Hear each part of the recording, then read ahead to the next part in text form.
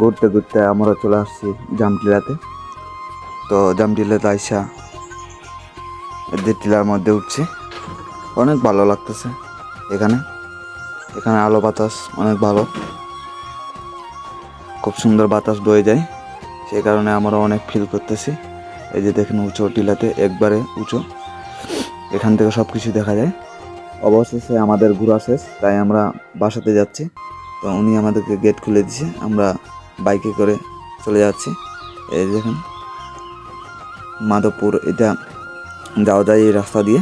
তো আমরা বাসার দিকে যাচ্ছি বেশি ঘোরাঘুরি না করে। অনেক ভালো লাগতেছে।